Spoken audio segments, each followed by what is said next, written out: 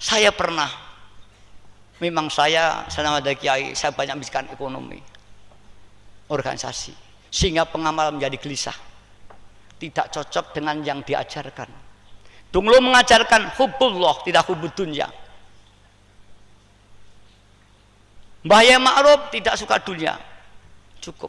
Walaupun kiai sudah terkaya, mbah saya sudah terkaya. Orang Jawa belum ada punya mobil, dia siapa mobil. Tapi sederhana hidupnya. Ayah saya juga sederhana. Banyak diberi, tidak mau. Pernah diberi 5 hektar di Malang, jadi tolak. Tidak baik, nanti ngiroyokan anak-anak saya. Ayah saya. Kemudian saya berjuangan, saya bangun ekonomi. Sehingga kelihatan seperti saya mati-matian di harta. Pengamal mulai gelisah. Romo Yai kok ternyata hubbud dunya. Tapi tidak berani ngomong dengan saya. Ya saya nggak tahu. Orang mulai kacau. Wah, nggak seperti Mbah Yai. Nggak cocok yang diajarkan. Yang diajarkan ketuhanan. Tapi yang bicarakan harta, harta, harta, harta demi harta. Pekerjaan, pekerjaan. Saya nggak tahu. Satu saat datang pada saya, orang itu menangis. Saya mohon maaf Yai. Selama ini saya berprasangka jelek pada sampean. Saya melihat saman kok bicara harta, senang harta, membangun ekonomi. Seolah-olah pikiran saman dipenuhi harta. Hanya senang pada harta. Padahal wali-walinya Allah semua itu tidak ada yang suka harta. Apa sama sekarang sudah tidak sukai Allah SWT? Itu saya bertanya pada itu. Lantas saya temui Mbah Ma'ruf. Ada yang temui Nabiullah Khidir. Kamu jangan suudzon. Soal orang itu bicara harta belum tentu dia minta maaf dengan saya. Ya terima kasih. Memang saya orang yang masih jauh dengan Allah. Hati saya terlibat harta. Barangkali dengan peringatan sampean saya akan saya lepaskan ini. Mudah-mudahan saya doakan. Saya memang membicarakan harta setiap hari, membangun ekonomi perjuangan. Doakan hati saya tidak terpaut.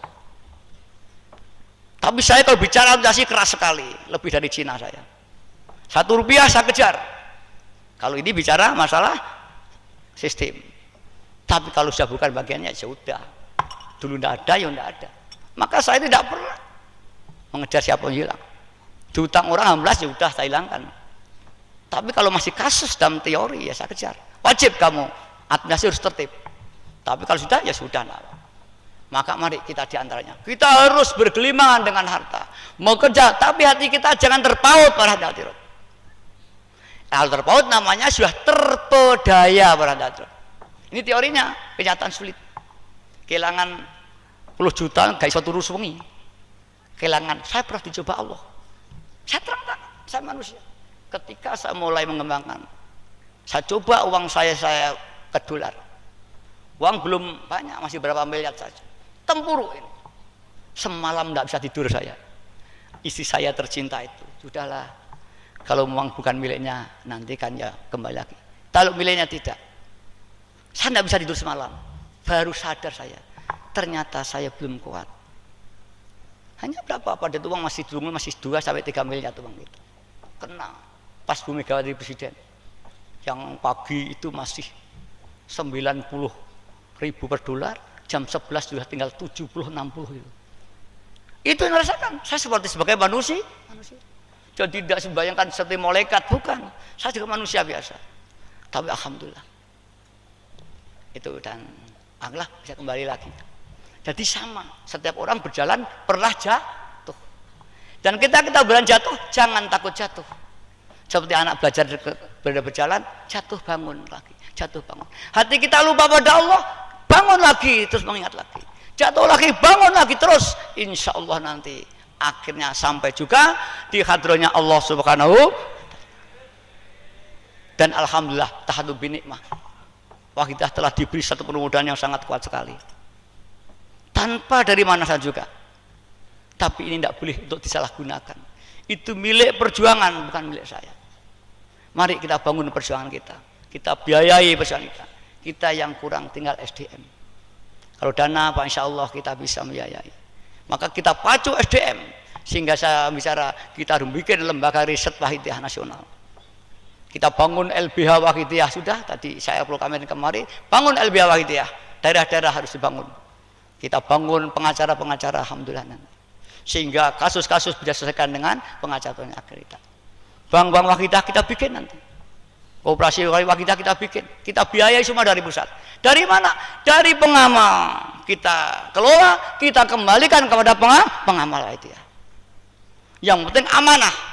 Jika sudah ada amanah, fantarusa. Islam akan kaya raya jika dikelola dengan sungguh-sungguh dan benar. Tapi Islam akan hancur jika dikelola dengan tidak hancur. Maka dikatakan al muslimu mahjubun bil muslimin. Umat Islam itu terhalang oleh umat Islam sendiri yang tidak bertanggung jawab. Jika kita bertanggung jawab, insya Allah kita akan menjadi perjuangan yang sangat besar sekali. Baik secara kuantitas pengamalnya merata dunia. Saya katakan Wahidiyah insya Allah 3 besar, NU, Muhammadiyah dan Wahidiyah di Indonesia insya Allah nanti. Dan ini satu sistem yang paling fundamental adalah Wahidiyah insya Allah. Mudah-mudahan anak muda nanti menangi ketika Allah dibuka Wahidiyah ini. Mudah-mudahan jika tidak, paling tidak saya telah meletakkan fondamen perjuangan. Nanti selanjutnya setelah saya biar yang melanjutkan.